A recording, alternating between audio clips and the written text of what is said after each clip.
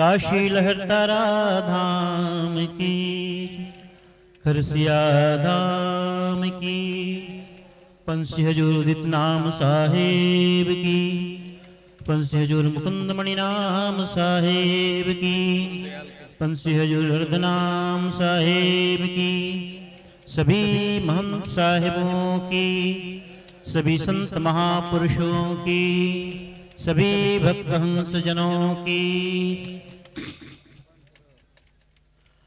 नौम्यादि ब्रह्म सर्वस्य कारणं करणं तथा तद्रूपं सद्गुरुं वन्दे कर्मरेखा प्रशान्तये। नमः सद्गुरुदेवाय, नमो मंगलरूपिणे, नमः सत्यस्वरूपाय कबीराय नमो नमः।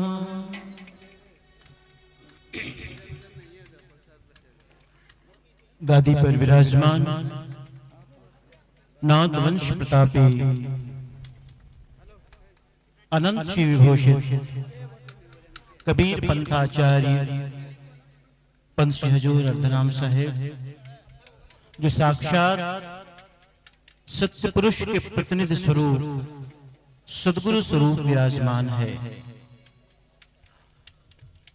आप सभी महान साहेब, परम श्रद्धेय महान श्री सुनील साहेब जी, महान श्री सिंधु मुनि साहेब जी, महान श्री द्वारिक साहेब जी, महान श्री कीथ प्रेमदास जी साहेब और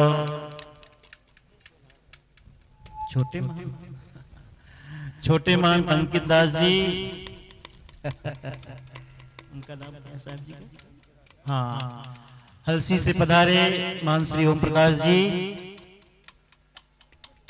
परम भक्त श्री रमेश चंद्र जी, भक्तिमती निर्मला जी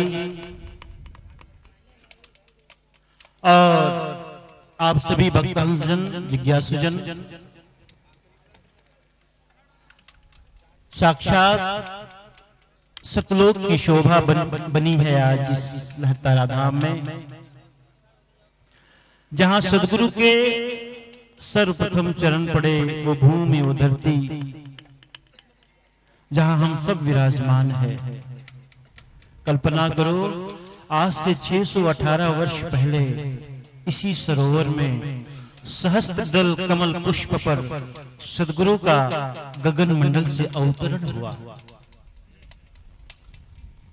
अष्टानंद स्वामी ये आश्रम है, जहां सरोवर के किनारे घाट में बैठकर ध्यान लगाते थे।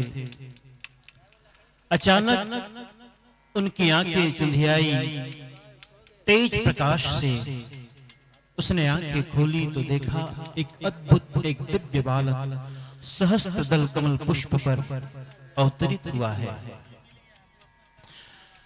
जो ही दर्शन हुआ, हाथ अपने आप जुड़ गए। लगता है कोई दिव्य महापुरुष, कोई दिव्य विभूति इस धराधाम में पधारे। इस बात की चर्चा उन्होंने अपने गुरु रामानंद स्वामी से की। यह सुनते ही स्वामी रामानंद जी भी हाथ जोड़ लिए कि लगता है इस कलिकाल में किसी दिव्य महापुरुष का अवतरण हो गया है। हाथ जोड़ करके मानो मन ही मनो जी प्रणाम किया। प्यारे भक्तजनों, ये पावन भूमि है। यही कहीं शायद आप बैठे हो, वहां शायद आप जहां आप भ्रमण किए, कहीं घूमे फिरे, यही कहीं वो जगह है, वो स्थान है जहां सहस्त्र दल कमल पुष्पित हुआ था, विकसित हुआ था और साहेब का अवतरण हुआ। नीरू और नीमा उस तटबंध से, उस पार से गुजरते थे। डोली में बैठी नीमा सकुचाई, थोड़ी लजाई, थोड़ी संकोच से। कहार अपने कंधों पे डोली को उठा के ले जाते हैं। आगे आगे नीरू चलते हैं। मंडवाडी स्नीमा का मायका था और नीरू यहीं से उसे लिवा ले जा रहे थे। यहीं कहीं उन्होंने पूछ लिया था, अरे नीमा, हाथ मुंह धोना हो, आचमन करना हो, प्यास लगी हो तो भी कहारों से बोलूं कि डोली उतार दे। नई नवेली थी, मन में संकोच ज्यादा था। उसने हाँ में सिर हिला करके मानो ये कह दिया कि तुम ठीक कहते हो, कहारों से बोलो कि डोली नीचे उतार दे। कहारों ने डोली नीचे उतारी। नीमा उस पार से जो ही सरोवर के किनारे आती है, सोची कि किनारे का जल जरा कुछ कूड़ा करकट होता है, क्योंकि लहरों से पानी की जो गंदगी होती है वो किनारे लग जाती है ना। तो उसने सोचा कुछ घुटने भर पानी में जाऊं और हाथ मुंह धो लूं और पानी भी पी लूं। ऐसे सोच करके जब वो घुटने भर पानी में नीचे उतरती है, अंजलि में पानी ली हुई मुख की तरफ ले जाती है, तो मानो सामने ही सदगुरु के दर्शन हो जाते हैं। सदगुरु के दर्शन हो जाते हैं। एक दिव्य बालक सहस्त्र दल कमल पुष्प पर मानो हंसते हुए मुस्कुराते हुए, हरी माँ तुझे पानी पीने की पड़ी है, मैं कब से तुम्हारा इंतजार कर रहा कि तू आएगी, अपने अंक में मुझे, अपने गोद में मुझे भर करके बिठा करके ले जाएगी, तुझे पानी पीने की पड़ी है। वो तो दौड़ पड़ी गहरे पानी में। नीरू दूर से देखता था। उसने कहा, अरे रीमा क्या करती हो, कहाँ जाती हो, पता नहीं कितना गहरा हो पानी। वो दौड़ के गई और उस बालक को अपने अंक में ली उठा लिया। वही सदगुरु कबीर साहब, इसी भूमि में, इसी तालाब में।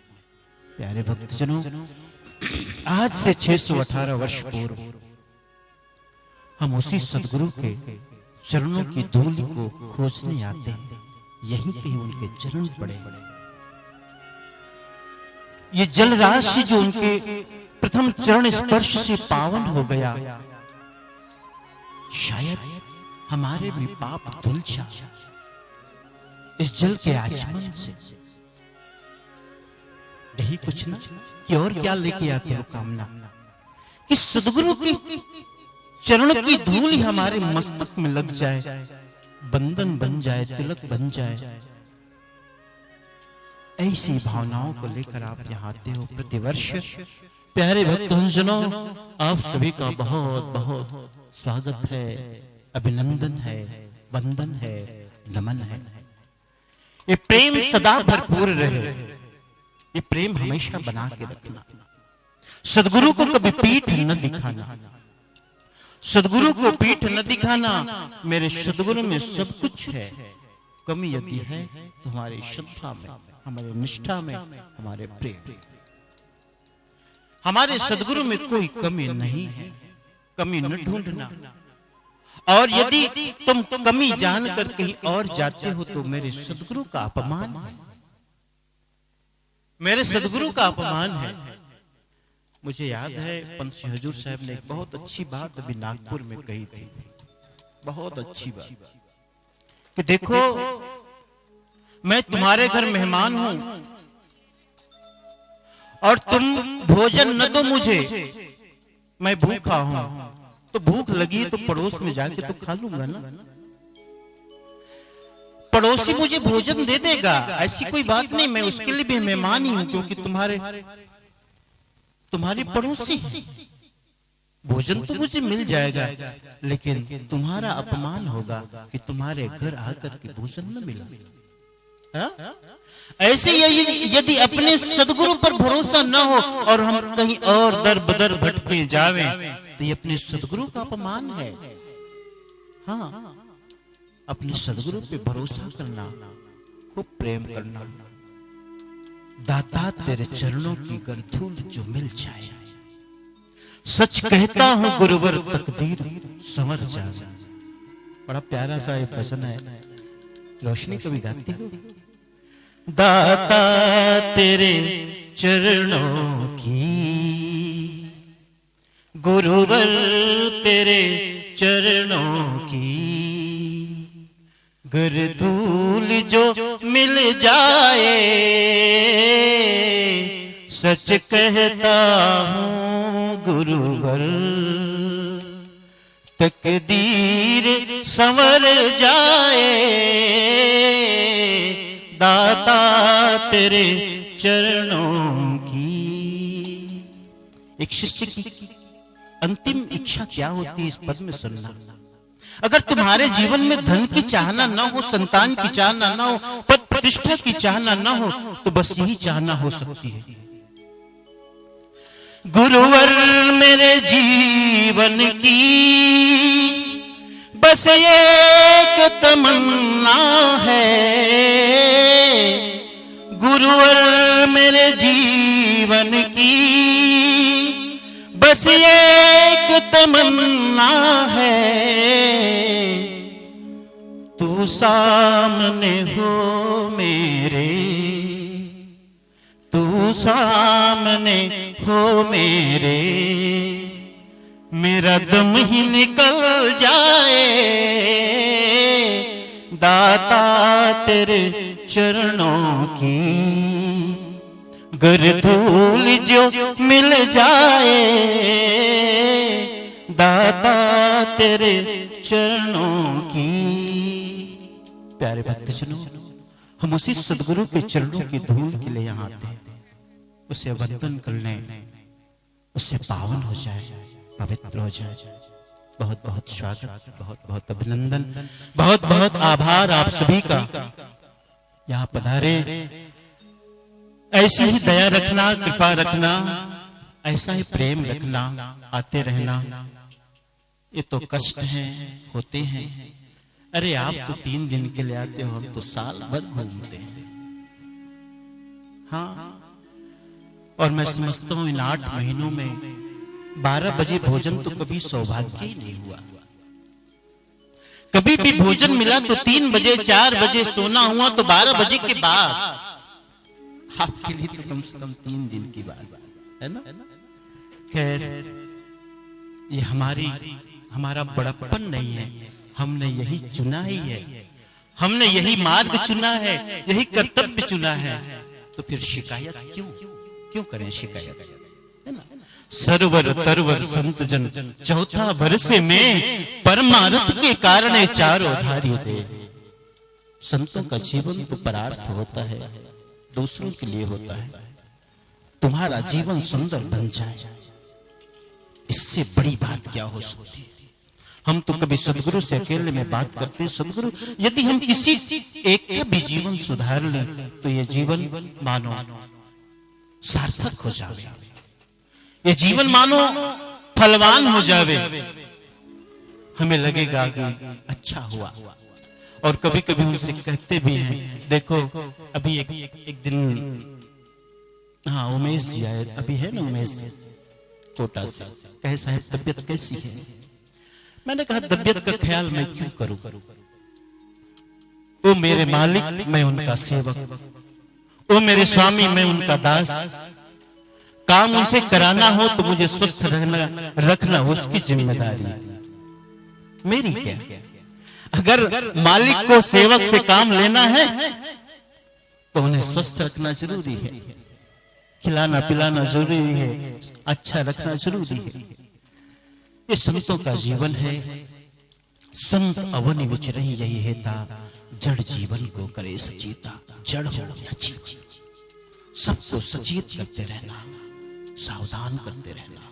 जागो जागो और मन की नींद से जागो। कब तक सोए पड़े रहोगे। कितने जन्म बीते, कितने जीवन बीते। अब तो संभाल लो सुरती को, अब तो सुरती को अपने सदगुरु के चरणों में लगा लो। यही एकमात्र गुहार, यही एकमात्र घोषणा, यही एकमात्र पुकार संतों की होती है। प्यारे भक्तजनों, इस सदगुरु का दरबार और आप यहां आकर के जो प्रेम पाते हैं, जो अपनापन पाते हैं, वो सदगुरु की कृपा है, उनकी दया है, उनकी प्रेरणा है। आते रहना, आपको सदगुरु वो शक्ति दे, वो भक्ति दे और अपने चरणों में हमेशा अनुरक्ति दे। आप कठिन से कठिन परिस्थिति क्यों न हो, कठिन से कठिन जीवन के फैसले क्यों न हो, धैर्य न टूटे, संबल न टूटे। यही भक्ति का सार है। कठिनाइयां कितनी भी आए लेकिन उफ तक न निकले, यही भक्ति का सार है। समझ? इन्हीं शब्दों के साथ पुनश्च आप सभी का अभिनंदन और वंदन करते हुए और आभार, आप सब यहाँ पधारे। बोलो सदगुरु कबीर साहिब की, गुरु धनी धर्मदास साहिब, लहर तारा धाम की, पंछी हजूर साहिब की।